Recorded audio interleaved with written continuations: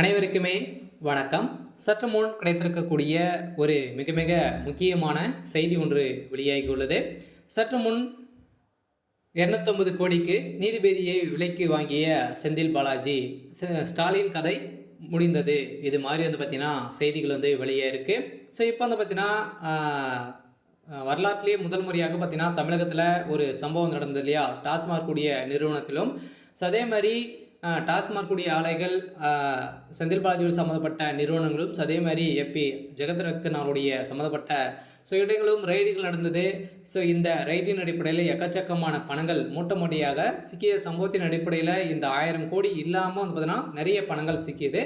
இந்த 1000 கோடி பார்த்தீங்கன்னா அதிரடியாக இதற்கு இந்த தீர்ப்பை முடிப்பதற்காக பார்த்தீங்கன்னா 250 கோடிக்கு பார்த்தீங்கன்னா நீதிபதி விலைக்கு வாங்கியதாக இப்போ தொடரப்பட்ட வழக்கின் அடிப்படையில் தான் இந்த நீதிபதி பார்த்தீங்கன்னா அதிரடியாக இந்த நீதிமன்றத்தில் பார்த்தீங்கன்னா விலகப்பட்ட சம்பவம் பெரும் அதிர்ச்சியை ஏற்படுத்தியிருக்கு. சொல்ல அதிரடியாக இந்த நீதிபதி மீது வழக்கு பதிவு செய்து இந்த நீதிபதி பார்த்தீங்கன்னா பணியின் இயக்கம் செய்யப்பட்டிருக்காங்க. சொல்ல இந்த நீதிபதியுடைய கதை ஒட்டுமொத்தமாக முடிந்திருக்கு. சொல்ல இந்த நீதிபதியை பொறுத்தளவுக்கு பார்த்தீங்கன்னா ஏற்கனவே எம்எஸ் ரமேஷ் அவர்களும் பார்த்தீங்கன்னா செந்தில்குமார் அமர்வு விலகுக்கான அறிவிப்பு வெளியேறிந்தது. ஸோ இந்த அடிப்படையில் இந்த நீதிபதிகள் இருவருமே பார்த்தீங்கன்னா செந்தில் பாலாஜி தரப்பில் இந்த டாஸ்மாக் தலைமை அலுவலகத்தில் கடந்த 6ஆம் தேதி முதல் 8ஆம் தேதி வரை சோதனை நடத்தியது. அமலாக்கத்துறை டாஸ்மாக் நிறுவனத்திற்கு மதுபானங்கள் கொள்முதல் செய்வது, பார் உரிமம் வழங்கியது. மதுபானங்களை மதுபான கடைகளுக்கு கொண்டு செல்வதற்கான போக்குவரத்து டெண்டர் வழங்கி உள்ளிட்டவற்றில் 1000 கோடி ரூபாய் முறைகேடு நடந்துள்ளதாக அறிக்கை வெளியிட்டது.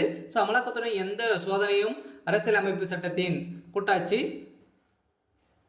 கட்டமைப்புக்கு விரோதமானது என அறிவிப்பை கோரியும் அரசு அனுமதியின்றி நடத்தப்பட்ட சோதனையின் சட்டத்துக்கு விரோதமான என கோரிக்கை விசாரணை பேர் வச்சிருந்த நிலையில் தான் இந்த விசாரணை என்ற பெயரில் டாஸ்மாக் அதிகாரிகளை துன்புறுத்தக்கூடாது என அமலாக்கத்துறைக்கு உத்தரவிட கோரி தமிழக உள்துறை செயலகம் பார்த்தீங்கன்னா இது உத்தரவு போட்டிருந்தாங்க. இருந்தாலுமே அங்கு நடைபெற்ற சோதனை அடிப்படையில் செந்தில் பாலாஜி ஒழிக, அதே மாதிரி செந்தில் பாலாஜியுடைய தம்பி அசோக்குமார் அவர்கள் ஒழிக, அவங்க இருவர் இருந்தாலே இந்த தமிழகம் உருப்படாது அப்படின்ற மாதிரி ஸோ அங்கிருந்த உயரதிகாரி பார்த்தீங்கன்னா கோச்சமிட்டு எழுப்பக்கூடிய நிலையை தான். ஸோ திடீர்னு பார்த்தீங்கன்னா அடுத்த நாளே அவர் இறந்த சம்பவம் தான்.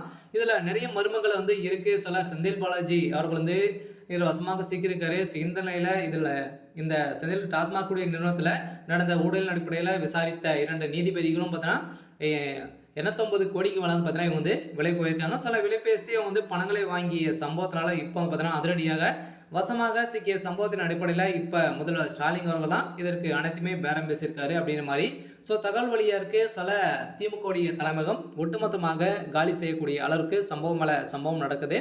சரி, ஓகே. ஸோ இன்னைக்கான அப்டேட் இதுதான். ஸோ மறக்காமல் நம்மளுடைய சேனலை சப்ஸ்கிரைப் பண்ணி சப்போர்ட் பண்ணுங்கள். தேங்க்யூ.